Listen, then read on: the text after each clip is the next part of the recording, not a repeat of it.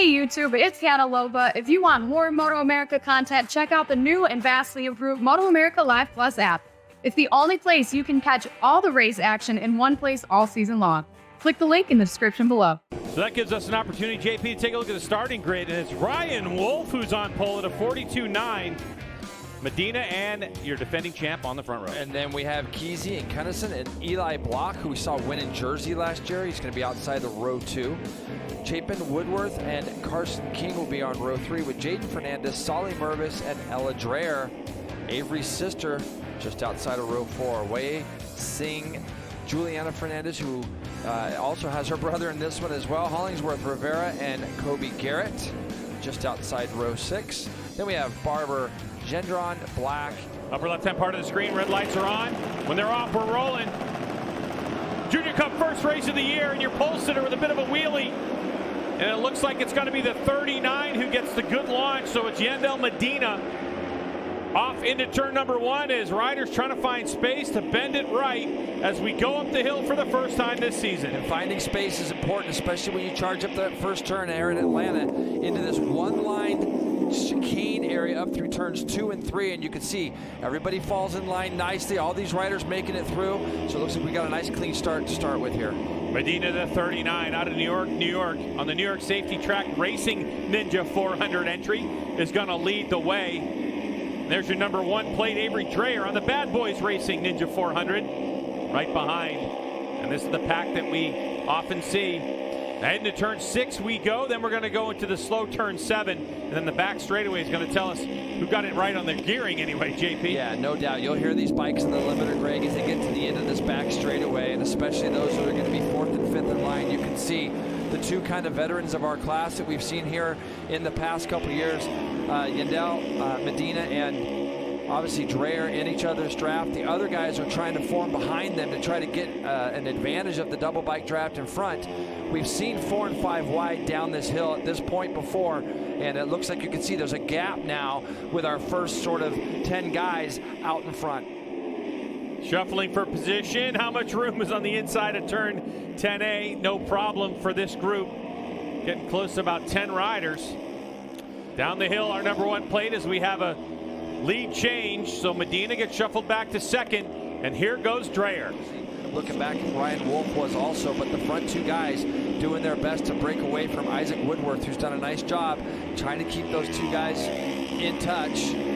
But you can see the field just kind of separating. You can see that front 9 pack now is a lot further apart. And it looks like there's going to be a drafted pass for the lead. It's Yandel Medina to the front, Hannah. Yeah, and I think that, you know, we see these kids come back the 2nd and 3rd years with so much confidence, and it's going to be really nice that Dreyer's here as he goes back up underneath Medina down there into turn 1, a little further back. Trenton Kesey with the quickest lap of the race at a 43.2. But having Dreyer there is really the benchmark. We haven't seen that many guys defend this championship. Medina now pulls up alongside Dreyer as they come out of turn 5.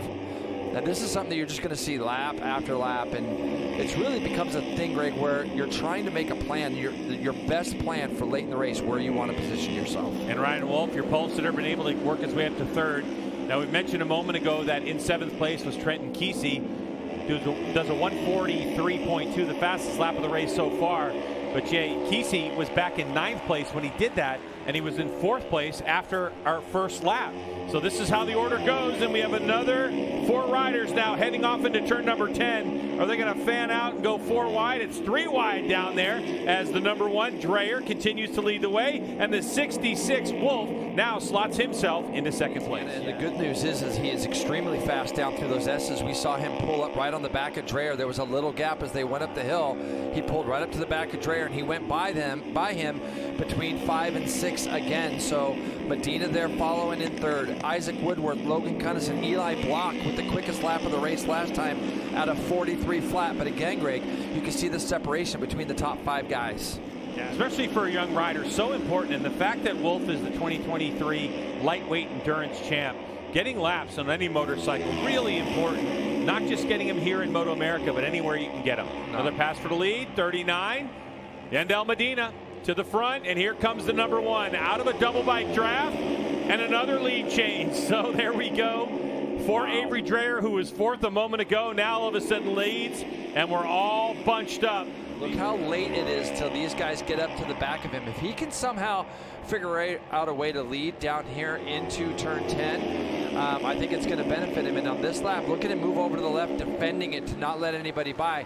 I think he feels that if he can get through this chicane at 10 and 10A, 10B, get up over the top of this hill, he can pull away ever so slightly. Usually at this point when he leads coming through here, there'll be a little bit like a 3/10, 4/10 of a second gap.